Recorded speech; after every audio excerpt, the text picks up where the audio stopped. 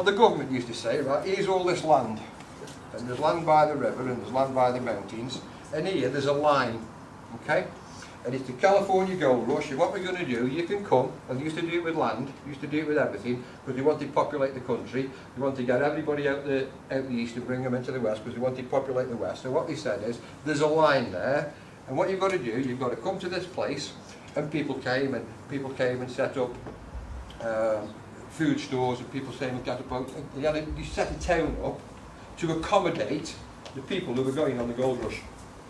Okay, the California Gold Rush, and he said, right, okay, there's a line there, you've got to come, you've got to get all your supplies, you've got to bring your wagon, you can bring your family if you want, you can just come with your mate, please yourself, but when we fire that gun, everybody's got to run like the billy-o and stake a claim.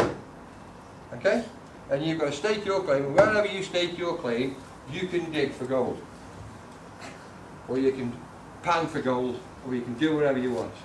So they're all there, and there's thousands of people, and they're all, and he's the guy that sells shovels, so they all buy a shovel off him, and he's the guy that sells food, so they go and buy food, and they go and buy everything. Now, when that gun goes off, everybody runs like billy-o, don't they? Do you think anybody's going to go? Do you think there's any deal gold in there? How much do you think there is? Or if everybody gets there before me? I don't know, look at that mountain, it's a pyramid. I don't think I'll find it, I think I'll just wait. I'll wait till all them people have gone and see if they come back with it. Now there might have been a few people that did that. The ones who were too eager and tried to run across the line before the gun went off, do you know what happened? The gun went off right in their head. But they shot him. They shot him. That's what they did. The American army got right. Anybody runs over that line before we say go, shoot them. That's what they did. Okay? So when that happens, all these people run, and for every 100 people in the California Gold Rush that had put everything they got, ran to get that gold, the 80-20 rule applied. You know what 80% of them found? Nothing. You don't find that.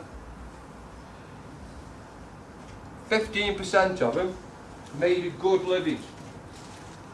4% of them became wealthy, and 1% became dirty, filthy, stinking rich. Okay? Who made the most money? 1%. The man who sold the shovels. The man who sold the shovels. Every one of them. If you're one of the 80, you've still bought a shovel. Now if you're one of the 1%, you've got a big seam, haven't you? What are you going to need? More shovels. You've got to come back and buy more shovels off the man who sells it. When you come back and you buy the shovels off the man, what are you going to pay him? Gold, because you got the money, so you pay him in gold.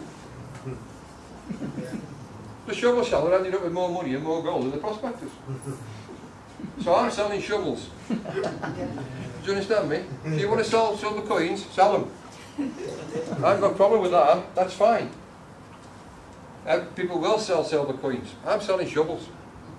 And the shovel is the system that these guys have created. That's your shovel. Do you understand me? That's what's going to allow you to go out and dig. Now you know the cornerstone team and the elevation team, yeah? To me it's the prospecting team. And then you're going to go find your seams. And some of you get the muddle load, aren't you? Some of you are going to say, well, I don't know anybody. Well, you're an uncle. Yeah. Well, why don't you phone your uncle? Well, my uncle won't listen to you. Well, your uncle may not listen to you, but your uncle will listen to Mark. Phone your uncle up and say to him, listen, I know a guy named Mark O'Rourke who has invited me to go with the business opportunity to do with precious metals. Would you do me a favour? Would you come and have a look and check it out for me to see if you think it's right? And if you put your uncle in front of Mark, there's more chance of Mark convincing your uncle that there's a business opportunity there than there is you, which is what Ray's on about, always use the third party. when you're making phone calls, don't go going on the phone, oh, is that this business opportunity yesterday? It was absolutely fantastic. There was a bloke there and they got a Union Jack and they got an American flag and there must have been 50,000 coins there and they must have been worth 4 million quid and they got a monkey called Minky. And Minky was really rich because Minky was one of the first ones in this business, and what Minky's done, he didn't even do anything. All he did, he just got in once and he found his uncle, and his uncle got in, and he knew my uncle, so if you come, you'll make a fortune when you come on Tuesday. Have a look now. Because you've said too much and you've told them too much. Does that make sense to you? So all you've got to do is just keep the process simple and understand you're selling people a tool, or you're offering people a tool, or you're sharing people a tool that they can go and get one of those 4 things that we talked about earlier. Does that make sense? Yes. So, and when you're speaking to people on the phone, it's not the song you sing, it's the music in your voice. I mean, if I was talking to you now like this and I was telling you, in this sort of language, if I was having a conversation, what you really should do is phone your uncle. Within about 2 minutes, you'll be asleep, won't you? Because you'll be bored because there's no music in your voice.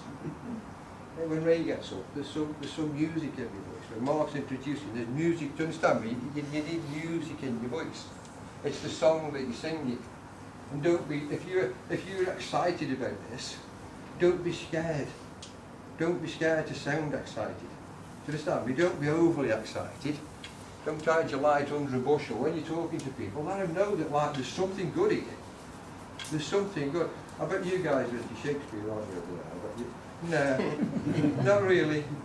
Most people are, oh, you got Shakespeare? Did you know Shakespeare? That's what I'm going to say. Honest, not me personally. But I was never into Shakespeare at school. Well, I got into Henry V when Kenneth Branagh did it. And there's a speech before Agincourt, and if Kenneth Branagh had got up and had really gone, in peace, there's nothing so becomes a man as not a stillness in humility, but when the blast of war blows in our ears, then should only take the action of a tiger and come and see this plan. If he'd have done that, they'd have lost the war. Do you understand? What he did was, in peace there's nothing so becomes a man as modest stillness and humility, but when the blast of war blows in our ears, then imitate the action of a tiger, stiffen the sinews, summon the blood, disguise fair nature with hard-favoured rage, then lend the man a terrible aspect, let it peer through the portage of the head like a brass cannon, and come to this meeting! Do you understand what I'm saying? It's a little bit different, isn't it? Do you understand me? There's more sort of gusto in there, there's more excitement in there, there's more reason for them to come. You're giving them a reason to come. Does that make sense? But do it in your way. Do you understand me? You don't have to be aggressive with it, you just have to do it in your way. And all you've got to do is simple. Go out there,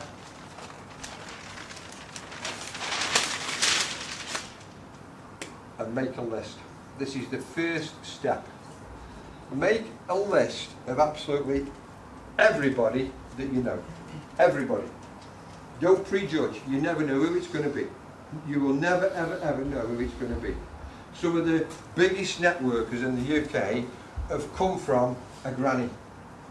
And there's nothing wrong with grannies, do you know what I mean? There's nothing wrong with that, because if you ask a 65 or a 70-year-old person, yeah, have you got anybody in your family who would like to earn some money? Yeah. My grandson, he's 22, he's just got his job. Oh, my son, he's 45, he's just been made redundant. Do you understand me? Because don't be afraid of asking anybody. Because everybody's got a reason, haven't they? When I first got involved, I was skint. And I got a reason. And it isn't just cars, it isn't just about money. Sometimes you just want to do something for somebody else, don't you? If it's your family. I mean, I wanted to have my mother-in-law. You know, I wanted to buy her 12 red roses every week for the rest of her life. That's hay fever.